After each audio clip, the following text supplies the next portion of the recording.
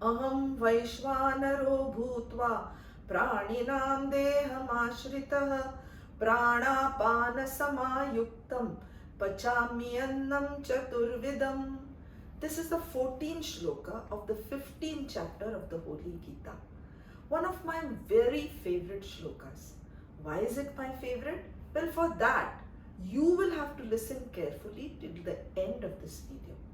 Today marks the 108th Jayanti celebrations of a great master and my Param Guru, His Holiness Swami Chinmaynand Ji.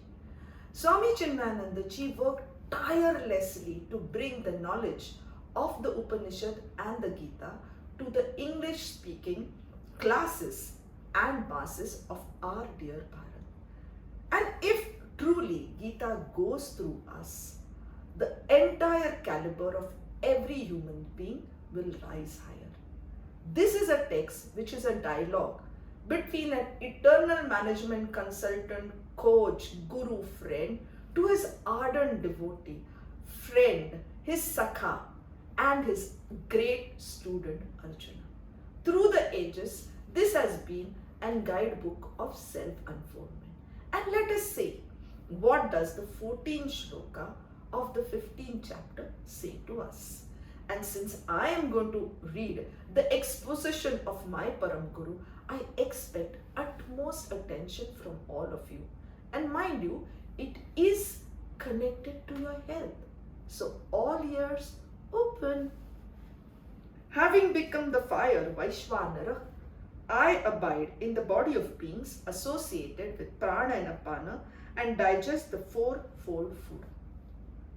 Abiding in the living beings as Vaishvanara, the same supreme consciousness expresses itself as the warmth of life in all living creatures. The physical structure from which warmth has gone is dead. Metabolism creates body heat and functions of the inner organism continue automatically without any conscious effort on the part of the individual, as long as life is pulsating in the body. Here, the eternal reality is indicated as mighty life, which when pulsating to the body manifests itself as the digestive fire Vaishvanara, which assimilates all the food that is taken in. I digest the fourfold food. The digestive power in a living organism assimilates all types of foods. The variety of foods in the human diet is classified under 4 A's in Sanskrit as foods that should be masticated, swallowed, sucked, and licked.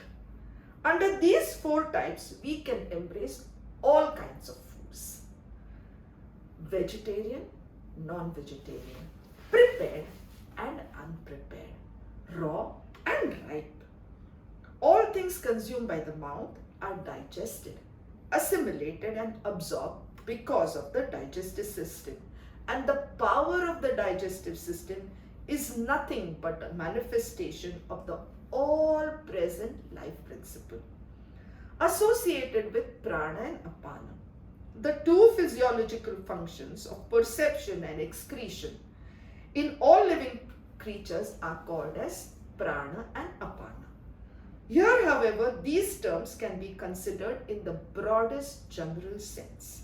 Not only does the consciousness as the digestive power assimilate the food that has reached the stomach, but it again, life manifests as the peristaltic movement, the prana that receives and rolls the food down from the esophagus to the stomach into the intestines. After digesting, assimilating and absorbing food, it again, the same divine spark of life that gives the intestines the capacity to throw out apana, the undigested byproduct. In short, it is the Lord that helps us swallow the food. It is the Lord that helps us assimilate the food. And it is the Lord again that presides over the function of eliminating the byproduct.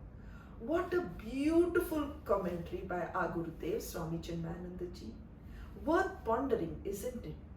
If it is the Lord who is helping us swallow our food and masticate our food, how carefully will we eat our food? We will masticate it for a long time, gently and carefully. Then, when we swallow the food, we will do it gently, not gulp our food. Mind you, for the longest time, in a hurry, I would gulp my food and that would trap air inside, which would then come out as gulps. How beautifully then we would consume food which is easy to digest, because if it, after all, it is the Lord who is helping us digest the food. How can we give him difficult food which is difficult to digest? Will we not then be careful of the nutritious food that we eat, because after all it is the Lord who is absorbing the food and giving us this energy. And then once we have got this energy, will we not, as a sign of gratitude, use all that energy to serve humanity, the environment and this world which again has been created by the Lord?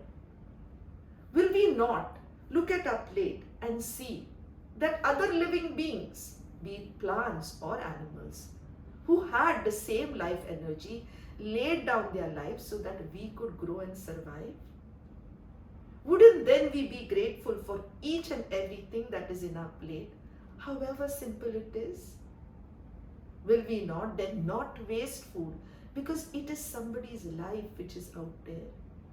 What a beautiful way that the whole act of eating, of digesting, assimilating and even excreting becomes an act of puja, of worship. What a beautiful thought, and how nice it would be to imbibe in our life. As a doctor, let me tell you, if we really imbibe this shloka in our day-to-day eating, half of our medical problems will get over. Why? 80 to 90% of our problems will get over. So think over it, ponder over it, and let me know what are your thoughts about it, as we meet you again and again with more enriching thoughts from different books which tell us how to be healthy, how to be happy, how to be grateful. Thank you, Gurudev. Thank you, Swami Chinmaynand ji, for guiding us on this path of self-discovery. Thank you. Hari Om.